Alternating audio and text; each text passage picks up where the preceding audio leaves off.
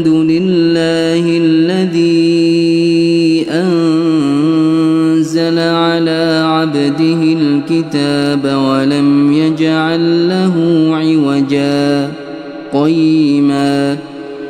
قيما لينذر بأسا شديدا من لدنه ويبشر المؤمنين الذين يعملون الصالحات أن لهم أجرا حسنا ماكثين فيه أبدا وينذر الذين قالوا اتخذ الله ولدا ما لهم به من علم ولا لآبائهم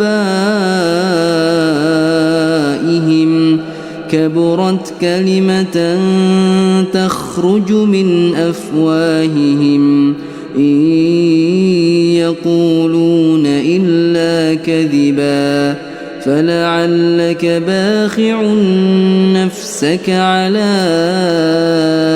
آثارهم إن لم يؤمنوا بهذا الحديث أسفا إنا جعلنا ما على الأرض زينة لها لنبلوهم أيهم أحسن عملا وإنا لجاعلون ما عليها صعيدا جرزا أم حسبت أن أصحاب الكهف والرقيم كانوا من آياتنا عجبا إذ أوى الفتية إلى الكهف فقالوا ربنا آتنا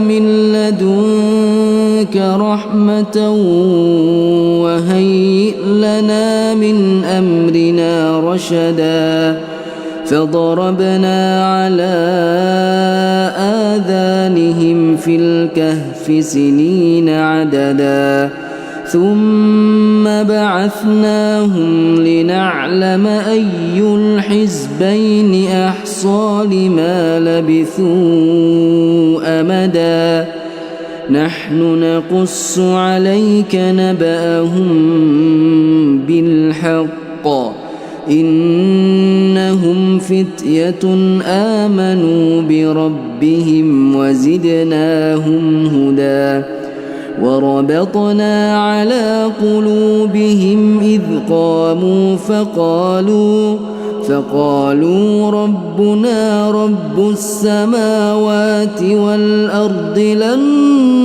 ندعو من دونه إلها لقد قلنا إذا شططا هؤلاء قومنا اتخذوا من دونه آلهة لولا يأتون عليهم بسلطان بين فمن أظلم ممن افترى على الله كذبا وإذ اعتزلتموهم وما يعبدون إلا الله فأووا إلى الكهف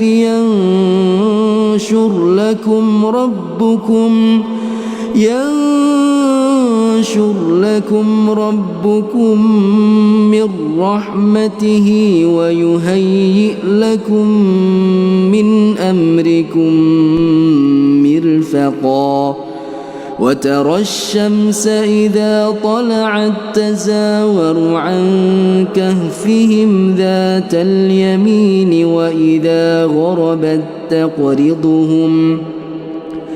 وإذا غربت تقرضهم ذات الشمال وهم في فجوة منه ذلك من آيات الله من يهد الله فهو المهتد ومن يضلل فلن تجد له وليا مرشدا وتحسبهم أيقاظا وهم رقود ونقلبهم ذات اليمين وذات الشمال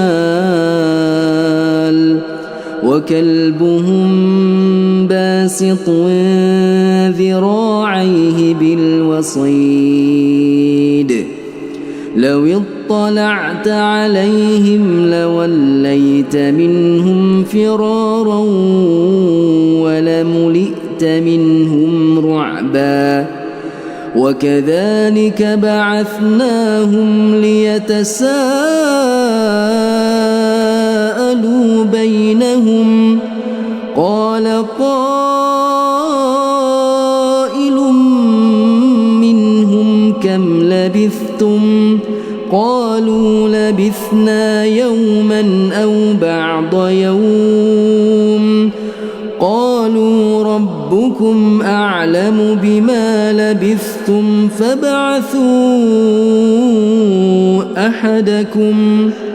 فابعثوا أحدكم بورقكم هذه إلى المدينة فلينظر أيها أزكى طعاما فليأتكم برزق منه وليتلطف ولا يشعرن بكم أحدا إنهم إن يظهروا عليكم يرجموكم أو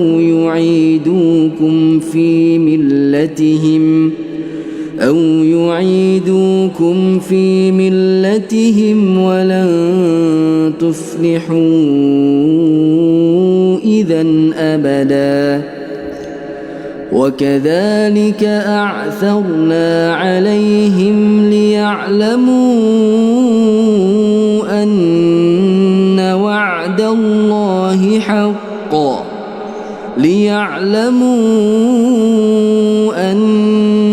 وعد الله حق وأن الساعة لا ريب فيها إذ يتنازعون بينهم أمرهم فقالوا بنوا عليهم بنيانا ربهم أعلم بهم قال الذين غلبوا على أمرهم لنتخذن عليهم مسجدا سيقولون ثلاثة رابعهم كلبهم ويقولون خمسة سادسهم كلبهم رجما بالغيب ويقولون سبعة وثامنهم كلبهم قل ربي أعلم بعدتهم ما يعلمهم إلا قليل فلا تمار فيهم إلا مراء ظاهرا ولا تستفت فيهم منهم أحدا ولا تقولن لشيء إني فاعل ذلك غدا إلا أن يشاء الله واذكر ربك إذا نسيت وقل عسى أن يهديني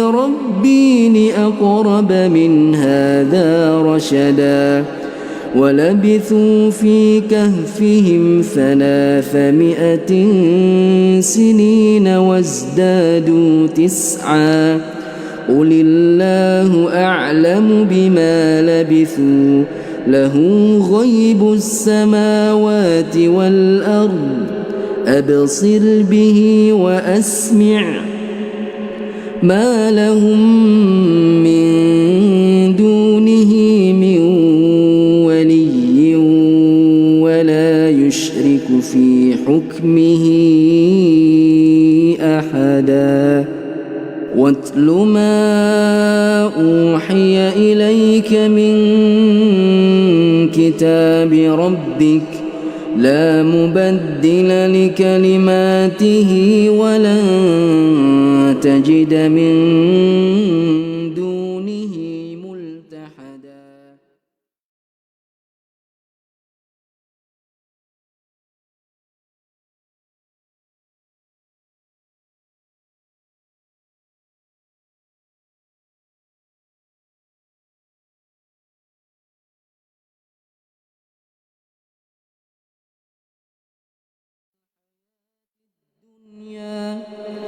ولا تطع من أغفلنا قلبه عن ذكرنا واتبع هواه وكان أمره فرطا وقل الحق من ربكم فمن شاء فليؤمن ومن شاء فليكفر إنا أعتدنا للظالمين نارا أحاط بهم سرادقها وإن يستغيثوا يغاثوا بماء كالمهل يشوي الوجوه بئس الشراب وساءت مرتفقا إن الذين آمنوا وعملوا الصالحات إنا لا نضيع أجر من أحسن عملا أولئك لهم جنات عدن تجري من تحتهم الأنهار يحلون فيها من أساور من ذهب warahmatullahi wabarakatuh. Alhamdulillahirabbil alamin. Segala puji bagi Allah yang maha baik, yang terus memberikan nikmat tiada henti, tiada terputus. Bukan setiap hari tapi setiap saat ya, termasuk pertemuan kita ini. Pertemuan kita ini bagian dari karunia Allah karena mencari ilmu. Ilmu itu pupuk iman, ilmu itu pemandu amal.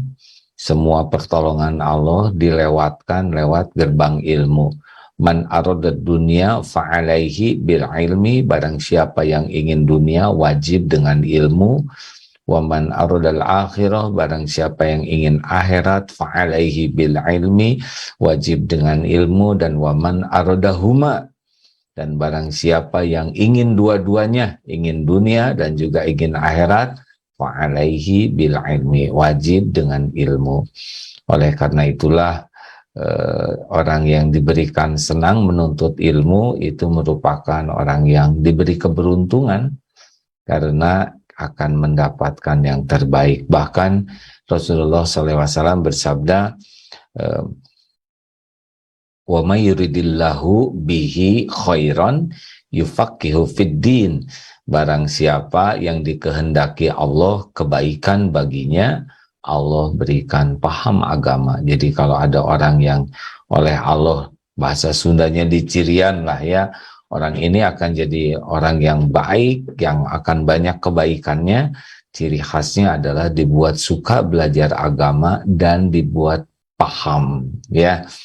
Nah, mudah-mudahan pertemuan ini, walaupun ilmu yang disampaikannya sederhana, adalah jalan dari Allah supaya kita semakin bisa memahami. Nah, rekan-rekan sekalian, kita cerita nafsu yang belum selesai ya, bahwa semua dosa dan masalah dan maksiat itu gerbangnya adalah nafsu yang tidak terkendali atau memperturutkan nafsu, memperturutkan ya. Kita sedih sekali ya mendengar ada rektor dengan gelar profesor, doktor dan sebagainya ternyata ditangkap KPK. Apakah beliau miskin? Apakah beliau kurang ilmu? Tidak ya. Ilmu banyak, yang membuat seseorang tergelincir adalah memperturutkan nafsunya. Nafsunya apa ya? Ingin, padahal gaji sudah cukup. Ya, para koruptor itu sebetulnya sudah cukup ya, lebih dari cukup, tetapi inginnya ini, ingin lebih lagi, ingin uang banyak, ingin beli ini, ingin beli itu, ingin punya aset, ingin punya tabungan, punya deposito. Nah, diperbudak keinginan membuat orang kehilangan akal. Demikian pula pembunuhan yang sangat sedang populer sekarang. Bagaimana mungkin seorang yang dididik begitu lama, yang pangkatnya jenderal, kemudian jabatannya juga sangat besar, tapi akhirnya menjadi pesakitan yang membuat seluruh negeri terkuras ya. Penyebabnya memperturutkan nafsu, hancur karirnya, hancur ya kehormatannya, kasihan anak-anaknya, belum ibu bapaknya, termasuk kawan-kawan yang terbawa, institusi juga, dan energi masyarakat terkuras banyak karena memperturutkan nafsu. Nah, memperturutkan nafsu ini di mana nih banyak gerbangnya. Ini salah satunya surat Al-Hujurat ayat 12. A'udzu billahi minasyaitonir rajim. Bismillahirrahmanirrahim. Ya ayyuhalladzina amanu istanibu katsiran minadh-dhon inna ba'da dhanni ism wa la tajassasu wa la yaghtab ba'dukum ba'dha ayyuhibbu ahadukum ayyakula lahma akhihi maitan fakarihtumuh wattaqullah innallaha tawwabur rahim. Al-Hujurat ayat 12 ya.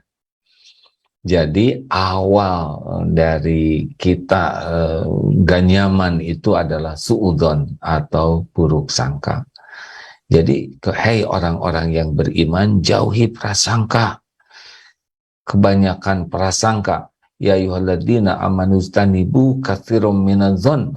Jauhi dari kebanyakan prasangka. Inna ba'da dzanni ism, karena sebagian dari prasangka itu dosa.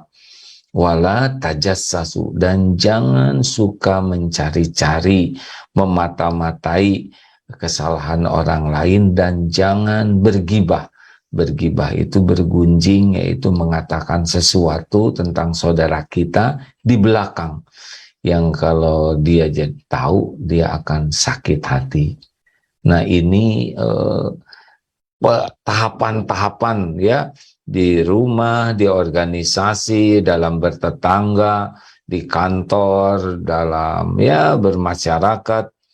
Awalnya adalah suudzon, buruk sangka, bad thought. Kalau buruk sangka, kemudian kalau orang sudah suudzon, maka tahapan selanjutnya dia akan ngorek-ngorek terus, cari-cari kesalahan, aib, yang sebetulnya ini boleh dilakukan kalau punya kewenangan.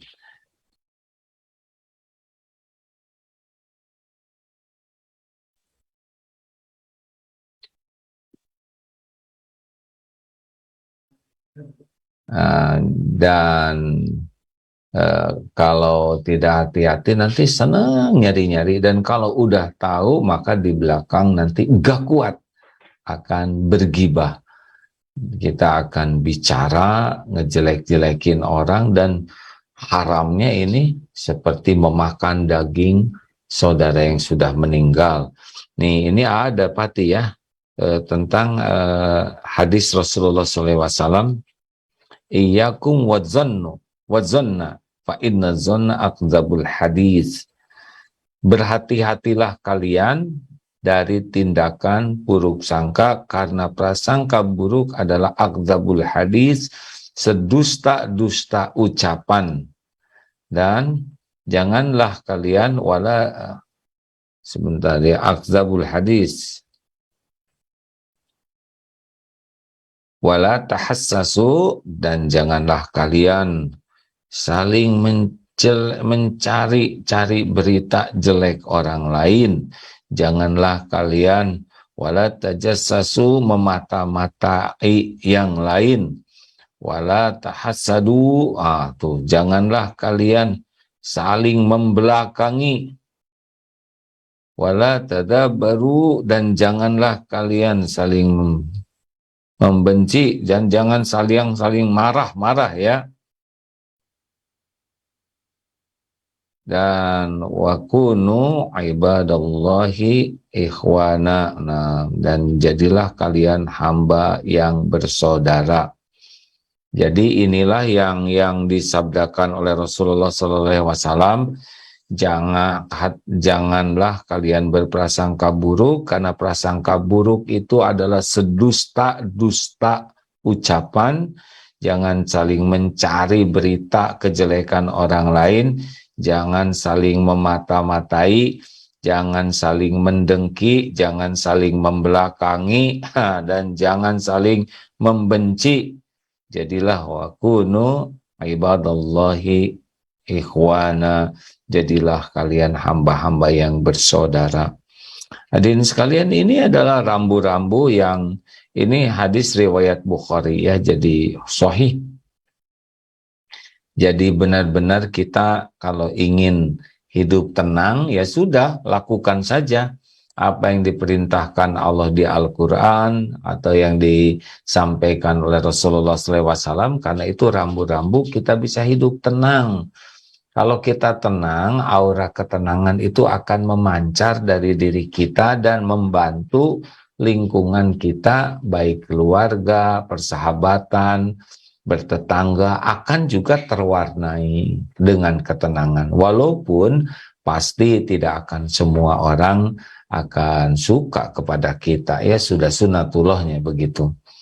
Dan itu bukan masalah kita yang terbesar. Masalah terbesar kita adalah kekurangan diri kita, kesalahan diri kita yang tidak serius kita sadari, tidak serius kita perbaiki. Nah, rekan-rekan sekalian, ini nih rutenya. Sekarang jadi gimana nih? Baca aja lah ya. Dari Amirul Mukminin Umar bin Khattab. Beliau berkata, janganlah engkau berprasangka terhadap perkataan yang keluar dari saudaramu ya mukmin kecuali dengan sangkaan yang baik, dan hendaklah engkau selalu membawa perkataannya itu kepada prasangka-prasangka yang baik. Ibnu Katsir menyebutkan perkataan Umar bin Khattab di atas ketika menafsirkan sebuah ayat surat Al-Hujurat. Bakar bin Abdullah Al-Muzani, hati-hatilah kalian terhadap perkataan yang sekalipun benar kalian tidak akan diberi pahala, namun apabila kalian salah kalian berdosa. Perkataan tersebut adalah prasangka buruk terhadap saudaramu. Dalam kitab Al-Hilyah karya Abu Nuaim ya, berkata Abu Kilabah Abdullah bin Yazid Al-Jurmi berkata, apabila ada berita tentang tindakan saudaramu yang tidak kamu sukai, maka berusaha keraslah mencarikan alasan untuknya. Apabila kamu tidak mendapatkan alasan untuknya, maka katakanlah pada dirimu sendiri, saya kira saudaraku itu mempunyai alasan yang tepat sehingga melakukan perbuatan tersebut. Sofyan bin Husain berkata, aku pernah menyebutkan kejelekan seseorang di depan Iyas bin Muawiyah. Beliau pun memandangi wajahku seraya berkata, apakah kamu pernah memerangi bangsa Romawi? Aku jawab, tidak.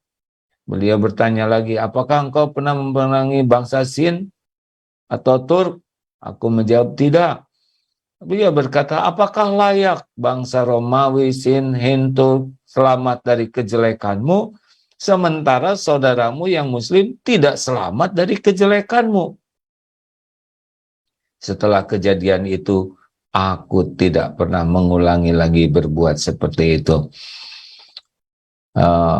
Komentar saya, alangkah baiknya jawaban dari Iyas bin Muawiyah yang terkenal cerdas itu, dan jawaban di atas salah satu kecerdasan beliau.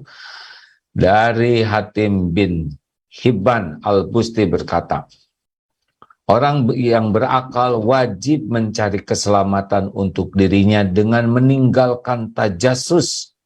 Tajasus itu mencari-cari kesalahan dan senantiasa sibuk meninggalkan dirinya dari sibuk memikirkan tajasus, dan senantiasa sibuklah memikirkan kejelekan dirinya sendiri. Sesungguhnya orang yang sibuk memikirkan kejelekan dirinya sendiri melupakan kejelekan orang lain, maka hatinya akan tentram, tidak akan merasa letih. Setiap kali dia melihat kejelekan yang ada pada dirinya, maka ia akan merasa hina tatkala melihat kejelekan yang serupa yang ada pada saudaranya. Sementara orang yang sibuk memperhatikan kejelekan orang lain akan lupa kepada kejelekan sendiri. Maka hatinya akan buta, badannya akan letih, dan sulit baginya meninggalkan kejelekannya sendiri. Wah, banyak, sedikit lagi ya. Beliau juga berkata, tajasus adalah cabang dari kemunafikan, sebagaimana sebaliknya prasangka baik adalah cabang dari keimanan. Orang yang berakal akan berprasangka baik kepada saudaranya dan tidak mau membuatnya sedih dan berduka, sedangkan orang yang bodoh yang selalu berprasangka buruk kepada saudaranya tidak segan-segan untuk berbuat jahat dan membuatnya menderita. Nah, begitulah. Ini ada di internet ya, Masya Allah. Semoga Allah membalas kebaikan Syekh Abdul Muhsin bin Hamd. Begitulah sahabatku sekalian. Ini bukan perkara sederhana ya, ini adalah Al-Quran, perintah Allah yang sangat serius harus kita perhatikan dan kita amalkan. Kenapa hidup kita tidak tenang? Kenapa akhlak kita susah baik? Kenapa keakraban kita dengan keluarga, dengan saudara, dengan teman dekat, dengan tetangga, atau bahkan di masjid atau di majelis taklim tidak bagus? Inilah penyebabnya ya. Surat di antaranya surat Al-Hujurat ayat 12. Nanti efeknya seperti Al-Hujurat ayat 11 itu, dia akan sering menjelek-jelekan, mengolok-olok, pada siapa tahu yang diolok-olok itu lebih baik. Kemudian dia juga akan saling mencela dan berkata yang buruk. Nah, mudah-mudahan ini bisa jadi bahan renungan diri kita ya, karena kita tahu setan selalu berusaha membuat kita bersikap salah, dan sepertinya kalaupun setan menipu tuh sepertinya kita tuh lagi benar padahal salah ya. Sepertinya kita sedang menegakkan kebenaran padahal kita sedang merusak kebenaran. Kan tipu daya setan itu seperti itu. Menampakkan baik sesuatu yang buruk, menampakkan benar sesuatu yang salah, menampakkan indah sesuatu yang jelek, menampakkan menguntungkan sesuatu yang merugikan. Itu tipu daya setan. Na'udzubillahi min zalik.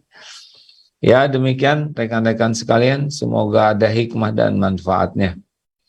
Mari kita bertukar pikiran dan pengalaman, tidak harus nanya terus ya.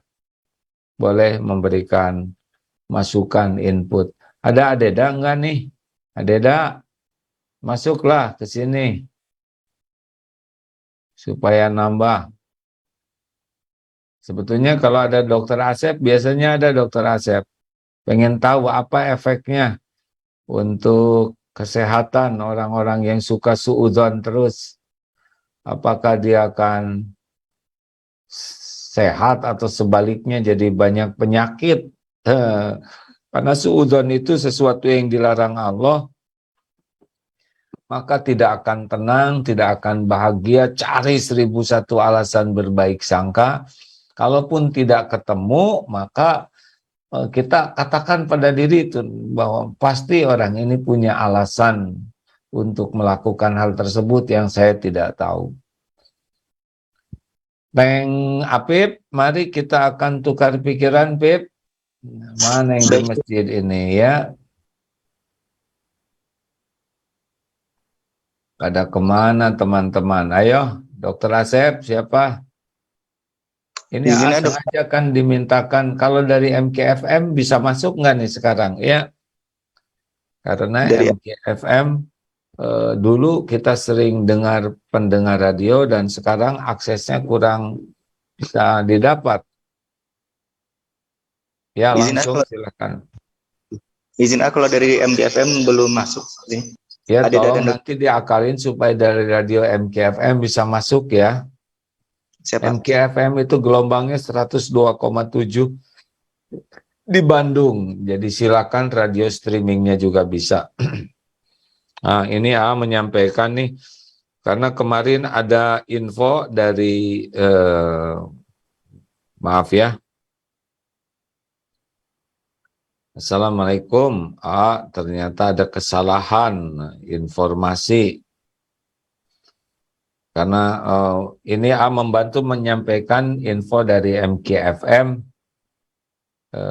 Jadi selama ini ada kesalahan informasi cara mengaktifkan NSP AA Game. Nah, ini tapi khusus yang untuk Telkomsel ya. Ini maaf umumkan harusnya ditulis di sana.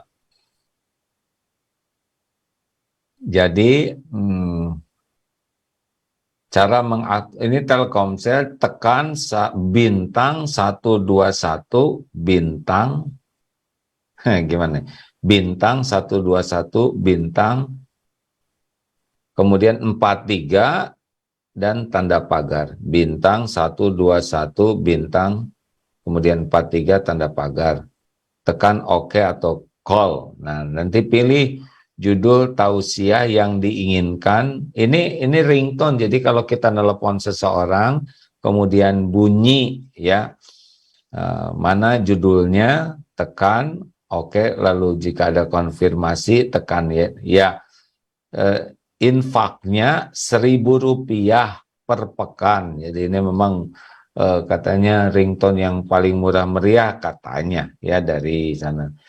Berlangganan NSP ini niatkan ikut berdakwah dan bersedekah. Jadi sekali lagi kalau saudara pengguna Telkomsel, ini info dari MKFM ya, tolong bacakan. Tekan bintang 121 bintang 43 pagar, tekan OK, kemudian pilih judul apa yang ingin dibunyikan, lalu yang ketiga tekan OK atau call, yang keempat kalau ada konfirmasi tekan ya. Tapi harus tahu dulu, dan ini bisa berhenti nanti ya, ada caranya kalau mau berhenti, dipandu juga di sana. Infaknya adalah per Rp1.000 per pekan. Jadi sebulan bisa 4.000. Ini yang dapatkan informasinya, mohon maaf ya. Tidak harus, tapi bagi yang mau saja, insya Allah manfaat. Begitu, silakan. Pip. Baik, Adi, itu sudah ada. Faruk masih di sana ya? Ya, belum ada info dari Kang Faruk. Sekarang masih jam 2 malam. Silakan. Baik, dari IG. Gimana kita harus bersikap saat ngurus KTP? Kalau nggak nyogok petugas KTP, nggak dibereskan atau dipersulit, dan sudah menjadi budaya di sini. Soalnya lokasi kami nggak jauh dari lokasi yang sedang viral itu. Jadi masyarakat tidak heran kalau ada kasus seperti itu, Gimana, Pip? Gimana? Nggak ngerti, Pip? Ini mau bikin KTP, kalau nggak nyogok atau nggak nembak dipersulit, gitu. Nggak Gimana nyogok, bersih? nggak nembak. Nembak gimana maksud Pip? Bayar uang ke petugasnya. Oh, jadi dipaksa harus bayar. Kalau nggak bayar nggak dikerjain atau dipersulit gitu. Iya, Nah, yang dengar itu kalau kita hak kita ya mendapatkan KTP hak kita. Gini-gini, ada ilustrasinya. Misalkan ada kiriman dari luar negeri Al-Quran, tapi untuk sampai ke kita harus bayar nih. Kalau enggak, Qurannya enggak akan dikasihkan misalkan. Nah, bagaimana nih? Padahal kan membayar harusnya ya harus nyuap lah. Nah, ini kan hak kita sebetulnya, tapi dipersulit, maka itu dosanya sepenuhnya ditanggung oleh yang mempersulit itu. Kita punya hak dapat KTP misalkan, terus ada yang mempersulit. Nah, kalaupun nanti bayar itu bukan menyuap, tapi itu adalah sepenuhnya dosanya. Tapi yang lebih baik adalah diviralkan ya, divideokan, kemudian ya sekarang kan ada salah satu cara untuk menolak kemungkaran asal bisa dipertanggungjawabkan. Ya, sekarang setiap orang bisa jadi wartawan. Yang penting betul-betul datanya valid. Tolong bagaimana Pak Menteri Dalam Negeri, kalau ada yang seperti ini, saya mau bikin KTP, harus bayar sekian, kalau tidak menjadi lama. Bagaimana, apa yang harus saya lakukan? Gitu pertanyaannya. Tapi dengan data, fakta. Jangan ada kata-kata yang tidak baik, tapi tanya aja, Pak Tito, Pemendagri, ini bagaimana ini saya mau bikin KTP, tapi harus bayar ini harus ada faktanya ya, kalau tidak nanti, dan sifatnya bertanya. Jadi kalau bertanya kan nanti mudah-mudahan ada jawaban, boleh bayar atau tidak, ini korupsi atau bukan. Begitulah sederhananya ya. Silahkan. Yang siap, Pak. bagus sih jangan, tapi kalau kepepet ya itu dosanya dipikul semua, karena itu hak kita ya. Itu yang Siap, Pak. dapat ilmunya begitu. Lanjut, Pip. Izin bertanya, nafsu itu keinginan, sedangkan kita setiap saat bermohon petunjuk kepada Allah. Bagaimana membedakan antara petunjuk Allah dan nafsu keinginan itu, Ya, kurang fokus barusan kuma lagi baca pertanyaan juga ini. Nafsu itu keinginan, sedangkan setiap saat kita minta keinginan kepada Allah. Bagaimana membedakan antara petunjuk Allah dan nafsu atau keinginan itu, Oh, ini keinginan. Keinginan juga sesuatu yang manusiawi. Kalau kita nggak punya keinginan, kita nggak normal, ya. Yang paling penting adalah yang pertama, keinginan kita ini sesuatu yang disukai Allah atau tidak. Kan ada tingkatannya, ada yang disukai, ada yang mubah, ada yang tidak disukai Allah. Nah, misalkan saya ingin makan lotek, boleh-boleh saja. Penting loteknya yang halal. Tapi ini saya lagi asam urat, berarti tidak thayyib, jangan. Berarti nanti kita menzolimi diri sendiri. Nah, begitulah. Yang pertama, ini keinginan kita ini disukai Allah atau dilarang Allah. Yang kedua, keinginan kita ini kira-kira membawa kebaikan atau tidak. Nah, jangan sampai kita ingin sesuatu tapi nanti jadi beban bagi dunia akhirat kita. Tidak setiap yang kita inginkan itu membawa kebaikan yang lama ya. Biasanya kalau nafsu itu ya senangnya sebentar, penderitaannya yang lama. Gitu, Pip. Baik, A. Nah, kalau nafsu harusnya gini, perlu atau ingin itu yang harus dipelajari. Misal makan itu perlu. Tapi jenis makanan, restoran yang mana itu ingin. Tidak berarti dilarang pergi ke restoran, tetapi lihat harganya, kemudian kita siapkah untuk menanggung hisabnya, bagaimana, tapi saya ingin di sana, ya udah sedekah sebanyak itu, misalkan supaya kita juga bisa melakukan kebaikan. Jadi jangan sampai kita menikmati tapi amalnya kurang. Itulah kurang lebih ya. Memang nggak ada ujungnya kalau ingin terus aja nanti. Jangan sampai mengabaikan kewajiban. Kan ada yang demi keinginan jadi rusak ibadahnya, rusak amalnya. Nah itu rugi. Apalagi kalau keinginannya jadi dosa. Ya, Apip ingin apa sekarang? Belum ada Bingung. keinginan. Nggak punya keinginan. Saya tahu. Ayo, kenapa ini nggak ada yang nanya sebanyak ini jamaah? Halo? Izin ada, Dr. Asep sudah bergabung. Dok. Assalamualaikum, Dok.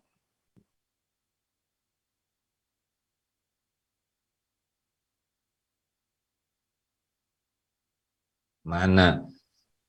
Supaya tahu aja apa efek dari kebiasaan berburuk sangka, tajasus, gibah ini, ada enggak kajian ininya, kajian ilmiahnya, penelitian ilmiahnya? Ayo lanjutkan pertanyaan, Pip. Baik,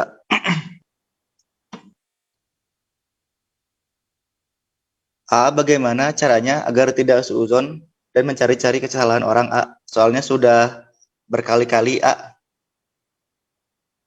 Berkali-kali, A. Berkali-kali melakukannya, A. Jadi susah mau tidak suuzon. Ya memang harus, tadi kan ilmunya dikasih, jadi harus ada tekad dulu. Kita mau bahagia atau mau sengsara? Kalau mau bahagia, ikutin apa yang diperintahkan Allah.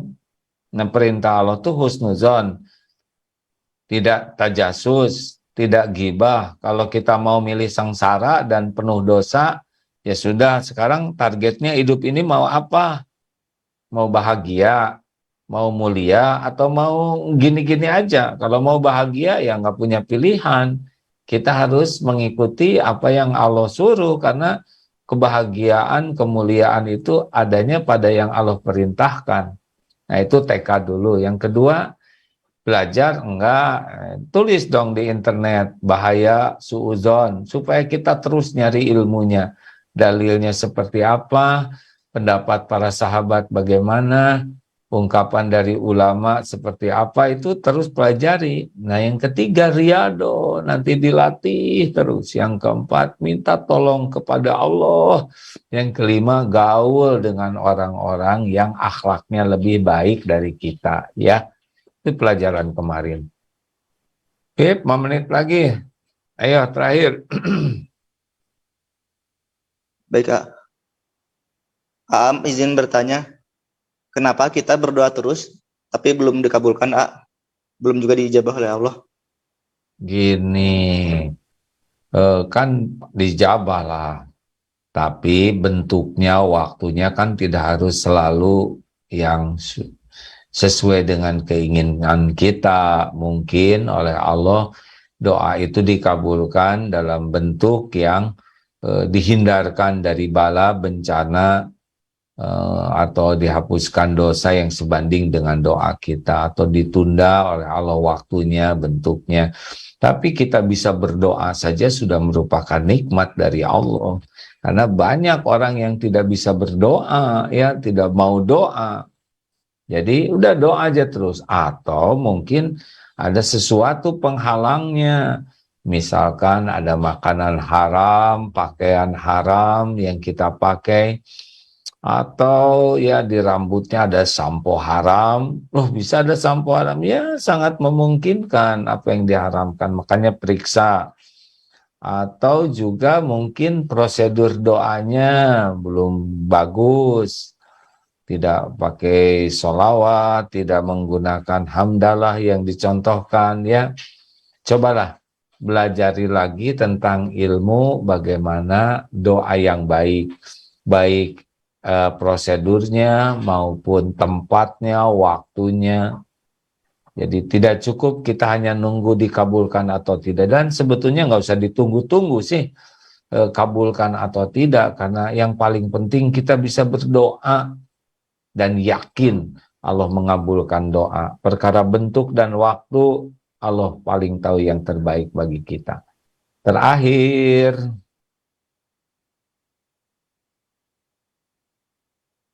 Dari IGA,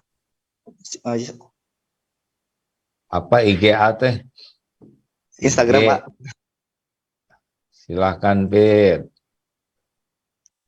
Bagaimana caranya menghilangkan rasa suudzon kepada Allah? Padahal saya paham betul takdir adalah urusan Allah. Bagaimana menghilangkan suudzon kepada Allah? Memang kan yang paling utama, begini dalilnya. Ana inda dzanni abdi bi. Aku sesuai dengan prasangka hambaku. Nah, ini kunci nih, ya. Jadi kalau kita prasangkanya buruk, Allah mah nggak nolong saya, itu yang terjadi. Saya emang nggak mungkin bisa haji, nggak punya uang, nah itu yang terjadi. Saya nggak akan dapat jodoh, wajah saya mah kayak gini, saya juga orang kecil, sepatu juga nomor 35, nanti itu suudzon. Kayaknya saya mah nggak akan sembuh nih, itu suudzon. Husnudzon. Nah, bagaimana supaya husnudzon kepada Allah? Ini kemarin udah disampaikan nih. Caranya adalah lihat, tafakuri karunia yang Allah berikan kepada kita sepanjang hidup ini. Coba ingat-ingat, kita dijadikan manusia, tidak jadi binatang. Alhamdulillah manusia kita diberikan hidayah Islam. Betapa banyak yang tidak mengenal Islam. Kita diberi makan, minum, pakaian. Kita diberi taufik, bisa sholat, bisa dengar ilmu, kita bisa berkumpul dengan orang baik, dengar suara azan, kita bisa, banyak nikmat yang Allah berikan. Dosa kita ditutupi, aib-aib kita orang pada enggak tahu. Allah tahu keburukan saya, tapi tetap diberi kesempatan. Allah menjamin makan, minum, segala selama ini. Nah, kalau kita berhasil menafakuri dengan bagus, ya, nikmat dari Allah selama ini, ya, syukur kalau bisa meneteskan air mata, sehingga nanti ayat fabi ayyi ala rabbikuma tukadziban itu sesuatu sekali, ya. Nah, kalau kita bisa seperti ini, dan Allah tahu kita sedang tafakur, Allah juga menyaksikan kita sedang memikirkan karunia-Nya, ya. Itu nanti Allah yang nambah iman. Doanya, Allahumma a'inni ala dzikrika wa syukrika wa husni ibadatik. Ya Allah, tolonglah saya agar menjadi hamba yang selalu ingat padamu. Tolong saya selalu syukur padamu, dan tolong saya bisa beribadah dengan baik kepada Allah. Terima kasih sahabatku sekalian. Itu pertemuan kita kali ini, semoga ada hikmah dan manfaatnya. Dan bagi yang mau pasang ringtone itu, tolong ditulis aja oleh tim MK Digital, ya. Niatkan ikut dakwah dan sedekah, mudah-mudahan manfaat walau 1000, 2000, tetapi kalau membuat orang jadi lebih baik, pahalanya insya Allah tidak kemana-mana. Sahabatku sekalian, ilmu yang disampaikan ini tidak akan jadi amal kecuali kita bersungguh-sungguh bertekad melatih diri mengamalkannya dan terus meminta tolong kepada Allah agar kita mampu mengamalkannya. Allahumma a'inna ala dzikrika wa syukrika wa husni ibadatik. Allahumma rzuqnal istiqamah ya muqallibal qulub, tsabbit qulubana ala dinik. Rabbana la tuzigh qulubana ba'da idh hadaitana wa hab lana min ladunka rahmah innaka antal wahhab. Ya Allah, karuniakan kepada kami qalbun salim. Karuniakan kepada kami hati yang hakul yakin padamu. Dan istiqomahkan kami dalam nikmat iman, nikmat amal soleh. Taqabbal minna ya arhamar rahimin. Amin ya rabbal alamin. Sallallahu alaihi sayyidina Muhammad wa ala alihi washabbihi ajmain. Alhamdulillah, terima kasih. Assalamualaikum warahmatullahi wabarakatuh. Waalaikumsalam warahmatullahi wabarakatuh. Ada punten anu Alhamdulillah. Dok, coba nanti cari hasil penelitian itu, Dok. Tentang orang-orang yang hidupnya surat Al-Hujurat ayat 12 itu. Assalamualaikum warahmatullahi wabarakatuh. Sahabat-sahabat, sekarang saya sedang berada di Azkia Islamic School, pesantren Darut Tauhid Serua. Tepatnya berada di Kelurahan Serua Indah, Ciputat, Tangerang Selatan. Di lahan wakaf seluas kurang lebih 10 meter persegi ini, ada kurang lebih 300 santri yang mondok di sini. Nah, di pondok ini sekarang sedang berlangsung pembangunan masjid yang sebelumnya adalah perluasan dari masjid yang ada. Jadi ini adalah renovasi dari masjid yang sudah ada. Progresnya sekarang sudah mencapai 75%. Seperti apa sih kondisi terbarunya? Yuk kita lihat sama-sama. Di sini tampak ada area perluasan sholat dan di sana juga ada aula serbaguna. Jadi ini beruntukan lantai dasar ya untuk aula serbaguna dan ini sementara digunakan untuk area perluasan sholat. Sahabat-sahabat, sekarang kita berada di ruang utama area sholat Masjid Al-Hadi ini. Nah, ini nanti akan jadi ruang area mihrab. Di sini tempat imamnya sholat dan lantai 2-nya itu untuk ahwat. Jadi ini untuk area ruang utama sholatnya. Mohon doanya dari Bapak Ibu semua, mudah-mudahan diberikan kemudahan dan kelancaran dalam proses pembangunan ini. Bagi Bapak Ibu yang ingin bersedekah atau berwakaf, bisa ke nomor rekening di bawah ini atau hubungi nomor yang ada di bawah ini, silahkan. Dan bisa juga Bapak Ibu semua menyebarkan informasi ini kepada kerabat, anggota, saudara. Semoga ini menjadi jalan kebaikan buat kita semua.